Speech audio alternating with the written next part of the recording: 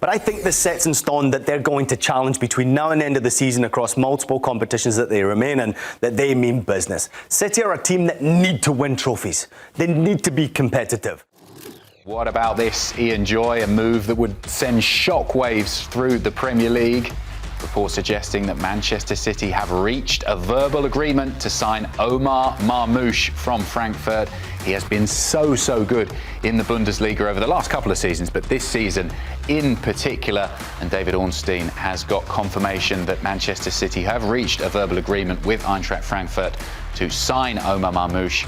They struck a compromise today, and now they are working to finalise the deal, and it could be announced over the next couple of days. Ian, what's your initial reaction? Would this be the biggest transfer move of January so far? Yeah, I mean, obviously the price tag tells us so, but yes, I think obviously the name, also what it represents with Egyptian football and the Bundesliga in particular, this is a huge move for Manchester City. It obviously opens up the market, in my opinion. It opens up the African market a little bit as well. This guy is an outstanding player. What he's done is he's got himself into top form, and he's put himself into contention to obviously be one of the more recognised names around in European football. But to get this type of a move at this stage in his career, where he's just hitting his prime, it seems to be the perfect move for not only Manchester City, the Premier League, but also for Marmoush as well at this time. How do you think he fits into the Manchester City lineup? Who's going to lose their place for this Great man? Point. Yeah, I mean, this is a debate, right? Where does he fit? If you're spending that type of money, he's going straight into Manchester City's starting 11. United would love to have him. United would love to have him. But listen, he's going into City starting 11, and I think what he's going to do is put a bit of pressure on the left-hand side. This guy plays normally alongside Ekitike, but if you're looking to see where he fits into this most recent lineup, this was the game against Brentford. This is the 11 they put out there. They actually played very well. They threw a game away. I think Foden's getting back to his best, got a couple of goals in that game.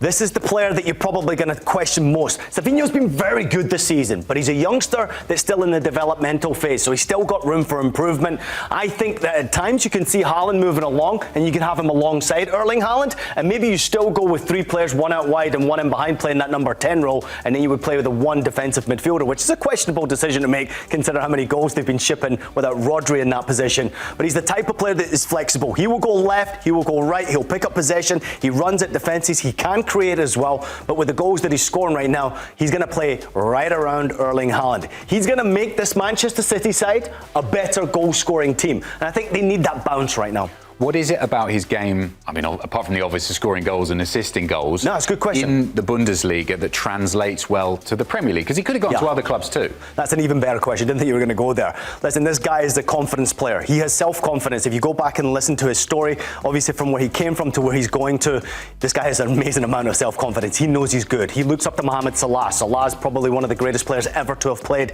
in the English Premier League. And this guy's going to go on and hopefully grab that mantle from Mohamed Salah at some point. I think in his game, he's very good at picking up possession of the ball and breaking forward in and around that penalty area. He's very good at picking up the ball inside that penalty area, taking one shot and getting a shot away.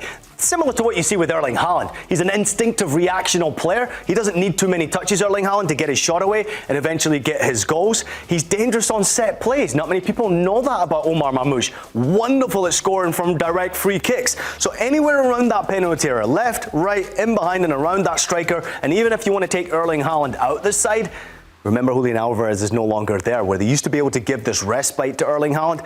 This is the type of guy that can step up and obviously be a difference maker for Manchester City. And when we talk about helping Haaland, the combination of Erling Haaland and another, these guys haven't really stepped up this season. Yeah, Manchester City have been shocking this year. I know you all thought I was going to say a different word. How about this though? Jack Grealish, obviously the disappointment with the goals. He got a goal in the cup competition recently in the FA Cup, understandably from penalty kick as well. Nunez not really stepped up and been that player at Manchester City. He was good at Wolves, but not really jumped that level where you need him to be. Savinho has a room for improvement, and he's still got that development next step to make, but he's still an impactful player. You can see the 5 assists to his names. Jeremy Doku's gone backwards as far as I'm concerned. When he got into the team, replaced Jack Grealish, performed very well, quick, active player, and then flat. We're getting no productivity from him, and of course the statistics simply don't lie. Phil Foden's one who I think's been tired. I mean, you can tell me otherwise, Adam. I think he's been tired after what's happened through the Euros. He's gone through a ridiculous couple of seasons, and he's now starting to find his form again. Obviously got a couple of goals against Brentford. He's getting back to his best. He'll be okay. He's certainly been better, and I also think you can put Marmoush and Foden in the same team, just on the other side of that attacking midfield. The other interesting thing for me is, what does this do psychologically in the title race? Manchester City have kind of laboured recently. They have get back on track with a few good wins. But do you think Liverpool, Arsenal, the other teams that are chasing the title are going to look at this transfer and think, uh-oh, we need to worry about Manchester City? How do they feel? I think City are showing everybody that they mean business by making multiple moves. It's not just Omar Marmoush. We're hearing about centre-back. We're hearing about, obviously, the position in midfield as well that needs to be improved for Manchester City, for them to maybe just get that beat going once again, start to getting back to close to top form. They're nowhere near it, and we witnessed that against Brentford, throwing the game again away. But I think this sets in stone that they're going to challenge between now and the end of the season across multiple competitions that they remain in, that they mean business. City are a team that need to win trophies. They need to be competitive.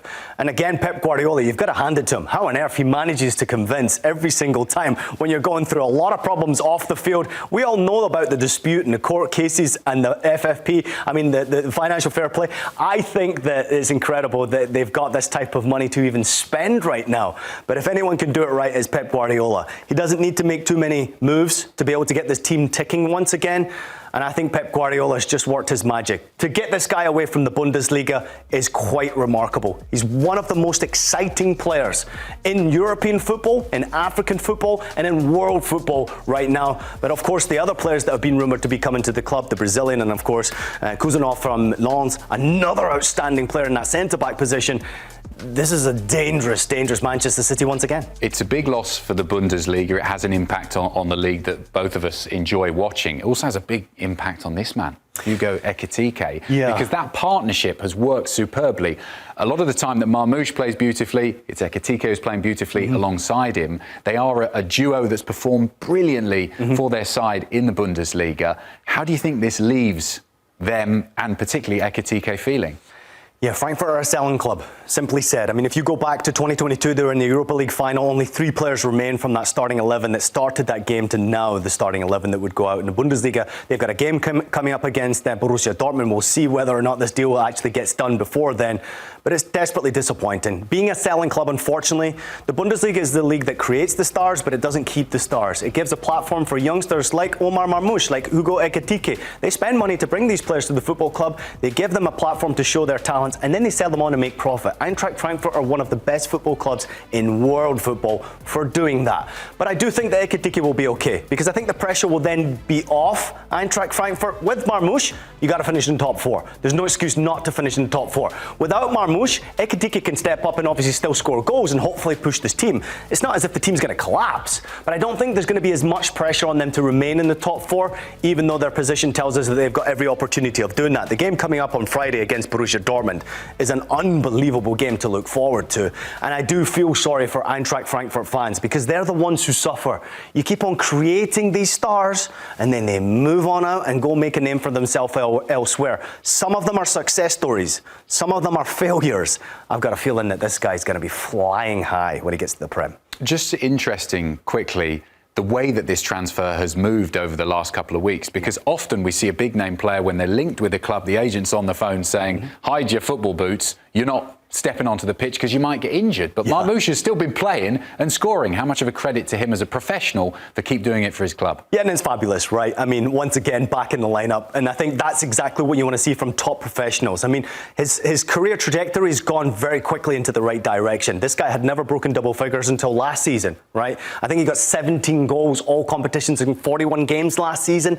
That's good, but that's not 70, 80 million's worth of good. This season, he's broke a Bundesliga record for Eintracht Frankfurt. No player had 15 goals in the first half of a Bundesliga season ever before, and he just did it in the previous 2 games. Obviously very impactful against my club, FC St. Pauli, and then he got himself really, really active and get himself really dangerous in that home fixture before the half period. So I'm really amazed by the fact that this guy's got a professional attitude. He wants to play. He loves the game. He's not just going to sit back and relax and allow this deal to go through like most people would do.